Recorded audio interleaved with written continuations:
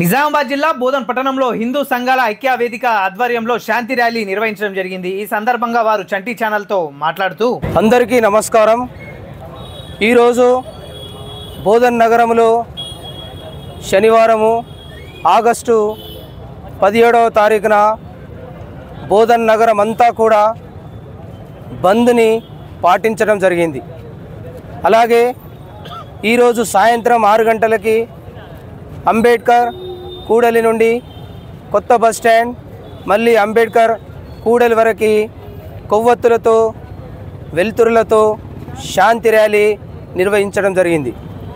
ఈ విషయము ఒక బోధన్ నగరమే కాదు, ప్రపంచవ్యాప్తముగా విదితమే।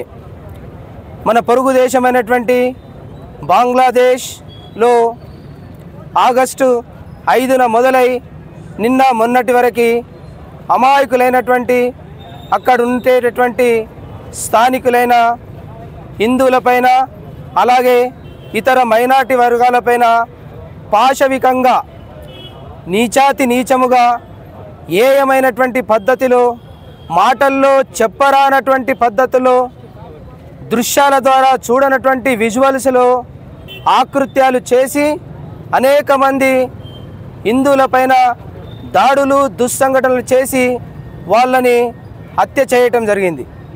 ఇలాంటి సంఘటనలు కేవలం భారతదేశంలోనే బంగ్లాదేశ్లోనే కాదు, భారతదేశంలోనే కాదు, ప్రపంచంలో ఏ మూలన కూడా ఇలాంటివి జరగకూడదు। అయితే మైనారిటీ స్కూల్స్ ఏవైతే ఉన్నాయో అవి కూడా ఈ బంద్ను పాటిస్తాయి, దాన్ని ఏమంటారు, ఏ రకంగా చూస్తారు మీరు? భారతదేశంలో ఈరోజు నిజామాబాద్ జిల్లా బోధన్ పట్టణంలో 90% మైనారిటీలు కానీ విద్యా సంస్థలు కానీ మరియు వ్యాపారస్తులు కానీ ప్రతి ఒక్కరూ సహకరించినందుకు మేము పేరు పేరున ధన్యవాదాలు తెలుపుతా ఉన్నాము।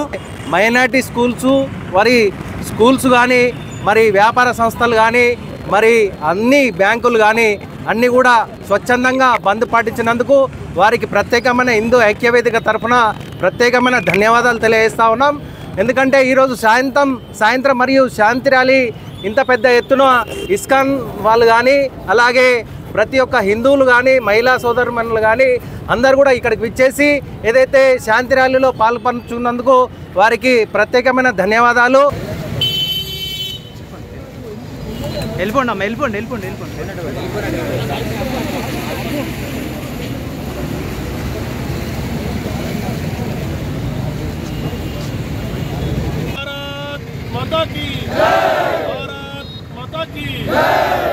మరిన్ని అప్డేట్స్ కొరకు మన ఛానల్ని సబ్స్క్రైబ్ చేయండి।